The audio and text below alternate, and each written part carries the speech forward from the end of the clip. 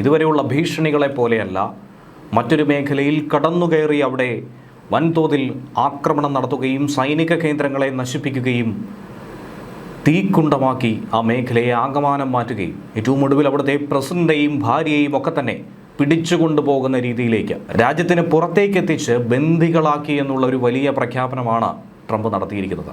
വെനസ്വേലയിലെ കാരക്കാസിലേക്ക് അമേരിക്കയുടെ പോർമുനകൾ അങ്ങനെ ഇരച്ചു കയറി.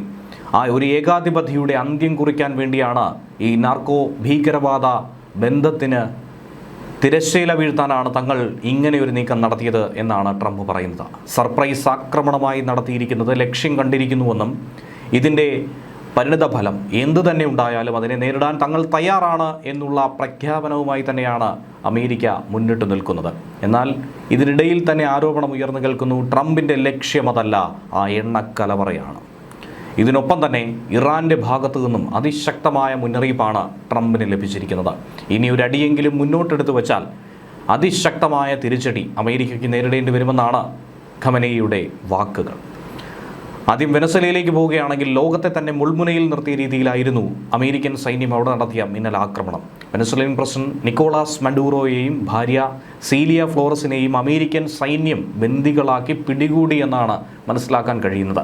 വെനസ്വേലയിൽ നടന്ന അതിനിർണായകമായ ഈ സൈനിക നീക്കത്തിൽ മഡൂറോയെയും കുടുംബത്തെയും തങ്ങൾ ബന്ദികളാക്കിയിട്ടുണ്ട് എന്ന് നിലവിൽ പ്രഖ്യാപിക്കുകയാണ് ട്രംപ്. ശനിയാഴ്ച പുലർച്ചെ വെനസ്വേലൻ തലസ്ഥാനമായ കരക്കാസിലാണ് വൻ ബോംബാക്രമണം നടത്തിയത്. പിറകെയാണ് മഡൂറോയെ പിടികൂടിയ വിവരം ട്രംപ് തന്നെ ഔദ്യോഗികമായി സ്ഥിരീകരിച്ചിരിക്കുന്നത്. ലോകരാഷ്ട്രങ്ങൾക്കിടയിൽ തന്നെ വലിയ തോതിൽ ഇത് ചർച്ചയായി മാറിയിരിക്കുന്നു. രാഷ്ട്രീയ ചലനങ്ങൾക്ക് കാരണമായി ഇത് മാറിയേക്കും. ഒരുപക്ഷേ ഇനി ഒരടുത്ത സംഘർഷ സാധ്യത ഉടലെടുക്കുന്നതും ഇതിൽ നിന്നായിരിക്കും. ഈ നീക്കത്തിന് കൂടുതൽ വിവരങ്ങൾ ഇപ്പോഴും അമേരിക്ക പൂർണ്ണമായും പുറത്തു വിട്ടിട്ടില്ല.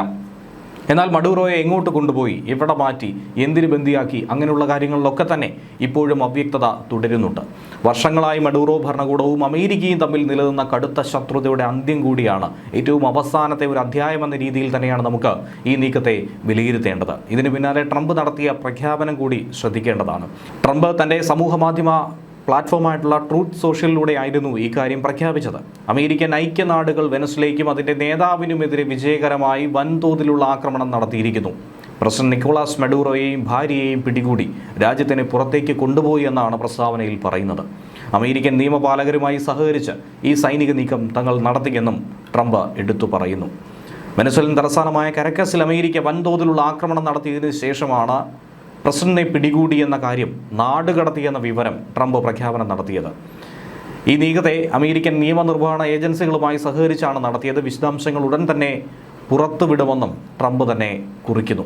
എന്നാൽ വെനസ്വേലയിൽ അമേരിക്ക നടത്തിയ ഈ ആക്രമണത്തിന് പിന്നിൽ, വ്യോമാക്രമണത്തിന് പിറകെ മറ്റു പല ലക്ഷ്യങ്ങളും ഉണ്ടായിരുന്നു. എന്തായിരുന്നാലും ആക്രമണം നടന്ന ആ സാഹചര്യത്തിൽ തന്നെ വെനസ്വേലയിൽ അടിയന്തരാവസ്ഥ പ്രഖ്യാപിച്ചിരുന്നു പ്രസിഡന്റ് നിക്കോളാസ് മഡൂറോ. വെനസ്വേലയുടെ സൈനിക താവളങ്ങളെ ലക്ഷ്യമിട്ട് തന്നെയാണ് ശനിയാഴ്ച പുലർച്ചെയോടെ അമേരിക്ക ഈ വ്യോമാക്രമണം നടത്തിയത്. നിരവധി കനത്ത ഉഗ്രസ്ഫോടനം തന്നെയാണ് കരക്കാസിൽ ഉണ്ടായത്.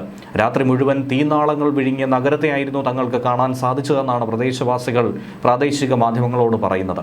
നിക്കോളാസ് മഡൂറോയെ വീഴ്ത്താനായി തങ്ങൾ ഏതറ്റം വരെയും പോകും, എന്ത് നാറിയ കളിക്കും തയ്യാറാകുമെന്ന് ട്രംപ് നേരത്തെ തന്നെ പറഞ്ഞിരുന്നു. ആ നിലപാട് തന്നെയാണ് അമേരിക്കൻ പ്രസിഡന്റ് ഇപ്പോൾ നിറവേറ്റിയത്. എന്നാൽ തങ്ങളും എണ്ണ നിക്ഷേപം ലക്ഷ്യമിട്ടുള്ള അമേരിക്കൻ ആക്രമണത്തെ ഒറ്റക്കെട്ടായി ചെറുക്കുമെന്ന് നിക്കോളാസ് മഡൂറോ ആഹ്വാനം ചെയ്തിരുന്നു. പക്ഷേ അതിൽ മഡൂറോ പരാജയപ്പെട്ടു എന്ന് വേണം നിലവിലെ വാർത്തകളിലൂടെ നമുക്ക് മനസ്സിലാക്കാൻ. കരക്കാസിലെ പല മേഖലകളിലും വൈദ്യുത ബന്ധം അടക്കം വിച്ഛേദിക്കപ്പെട്ട നിലയിലാണ് ഇപ്പോഴും.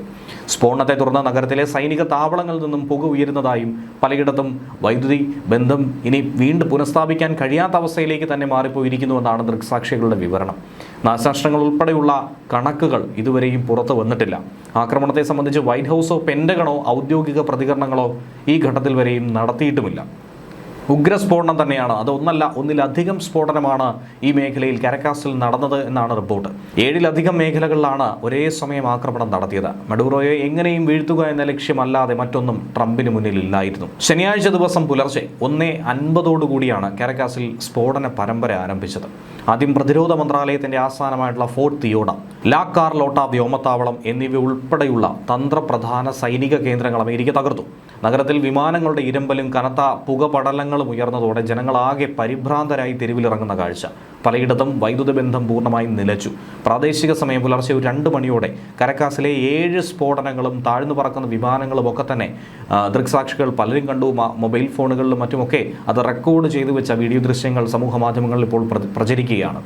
1:50 തന്നെയാണ് കൃത്യമായി ഈ സ്ഫോടനം ഉണ്ടായത് എന്നാണ് വെനസ്വേലൻ പ്രതിരോധ മന്ത്രാലയത്തിൻ്റെ ആസ്ഥാനമായ ഫോർട്ട് ഇയോണാണ് അവരുടെ ഒരു പ്രധാനപ്പെട്ട ലക്ഷ്യമെന്നും അന്തർദേശീയ മാധ്യമങ്ങൾ പറയുന്നുണ്ട്. കരകാസിലെ ഒരു സൈനിക താവളത്തിൻ്റെ ഹാങ്ങറിൽ നിന്നും പുക ഉയരുന്ന ചിത്രങ്ങളും ഇതിനോടകം തന്നെ പുറത്തു വന്നിട്ടുണ്ട്. ലാക്കാട്ട വിമാനത്താവളത്തിന് സമീപത്ത് വലിയ സ്ഫോടനം തന്നെയാണ് ഉണ്ടായത്. മുഴുവൻ വ്യോമത്താവളവും നിന്ന് കുലുങ്ങിയെന്നാണ് പ്രദേശവാസികൾ നൽകുന്ന മൊഴി. അതിഭയങ്കരമായ സ്ഫോടനം. തങ്ങൾ ഇതുവരെയും ഇങ്ങനെ ഒരു സംഭവം കണ്ടിട്ട് പോലുമില്ല. ദൂരെ സ്ഫോടനങ്ങളും വിമാനങ്ങളുടെ ഇരമ്പലുമൊക്കെ തന്നെയാണ് പ്രദേശവാസികൾ ആദ്യം കേട്ടത്. അതിശക്തമായി കാറ്റ് തങ്ങളെ വന്നിടിക്കുന്നത് പോലെ തോന്നുന്ന ഒരു ഭീതിയായിരുന്നു ആ രാത്രിയിൽ ഉണ്ടായതെന്നാണ് പ്രദേശവാസികൾ പറയുന്നത്. മഡൂറോയുടെ ഭരണകൂടത്തെ അട്ടിമറിക്കാനുള്ള സാമ്രാജ്യത്വ ആക്രമണമാണ് നടന്നതെന്നാണ് വെനസ്വേലൻ സർക്കാരിൻ്റെ ആരോപണം. നിക്കോളാസ് മഡൂറോ നാർക്കോ ഭീകരവാദത്തിന്, നാർക്കോ ടെററിസത്തിന് കൂട്ടുനിൽക്കുന്നുവെന്നാണ് ട്രംപ് ആരോപണം ഉന്നയിച്ച് ഇതിനെ മുൻനിർത്തി തന്നെയാണ് ഈ ആക്രമണം ഭരണകൂടത്തിനെതിരായി നടത്തിയത്. കടുത്ത സൈനിക നടപടി എന്ന രീതിയിൽ തന്നെയാണ് ഇതിനെ നോക്കിക്കാണേണ്ടത്.